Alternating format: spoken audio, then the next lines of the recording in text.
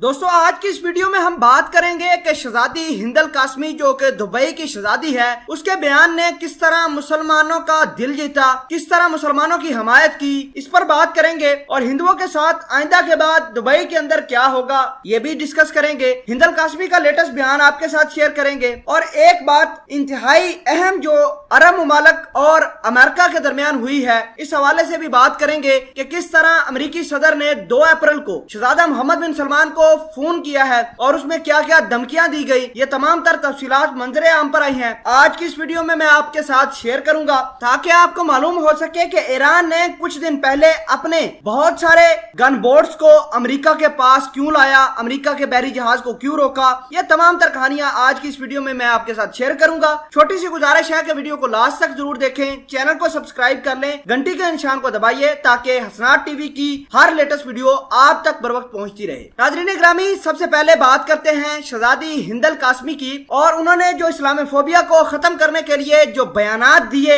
ये इंशाल्लाह तारीख में लिखे जाएंगे। और मुस्लिम ममालिक ने जो एक इत्तेहाद कायम किया मुसलमानों के लिए, भारत के अंदर चल रहे मुसलमानों के खिलाफ जो दंगे फसाद, ये भी तारीख का इंशाल्लाह हिस्सा होंगे। शहजादी हिंद अल कासमी ने हिंदुओं को ये वार्निंग दी है कि आइंदा गलती से भी दुबई के अंदर रहकर मुसलमानों के खिलाफ, मुसलमानों के मजहब के खिलाफ बात की तो उसका खामियाजा भारतीयों को भुगतना पड़ेगा। नाज़रीन ग्रामी, अब तक आरएसएस के गुंडों की जो तबाही हुई है वो तकरीबन 250 से 300 आरएसएस के गुंडे दुबई की जेल में पड़े हैं, जिन्हें गुज़श्ता दिनों गिरफ्तार किया है, और वो भी शहजादी हिंद अल कासमी के कहने पर। हिंद अल कासमी का ये कहना था कि मुझे ये हक हासिल नहीं है कि मैं भारत के अंदरूनी मामलात के हवाले से बात करूं, लेकिन जब मजहब की बात आती है तो वो किसी को नहीं देखती, और जो दिल में बात होती है वो सब की सब बाहर निकालकर लोगों के सामने रखती हैं। साथ उनका यह भी कहना था कि जिस तरह का इस्तेमाल मोदी उसके आरएसएस के गुंडे कर रहे हैं, ये आगे चलकर बहुत बड़ा कत्ले आम का सबब बनते हैं। उनका यह भी कहना था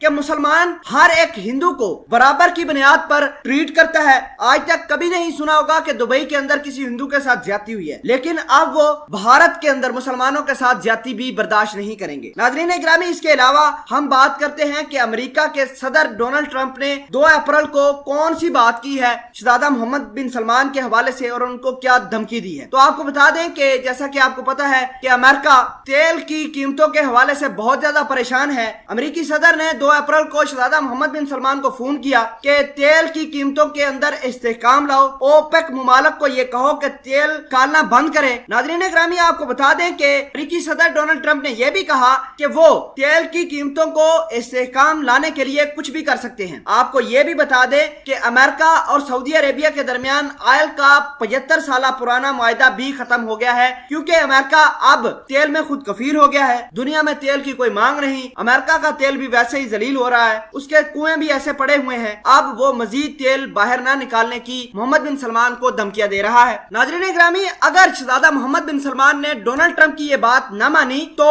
अमेरिका की तकरीबन 3 से 4 हजार फौज जो स्टैंडिंग आर्मी है वो सऊदी अरेबिया के अंदर तैनात है। अमेरिकी सदर ने कहा है कि वो कांग्रेस से बात करके कानून पास करवा के वो फौज सऊदी अरेबिया की जो सिक्योरिटी पर मौजूद है, अमेरिकी फौज को वहां से निकाल लेंगे। नाज़रीन ग्रामी, ये अमेरिका के लिए बहुत बड़ा स्टांस होगा और सऊदी अरेबिया के लिए बहुत बड़ा झटका।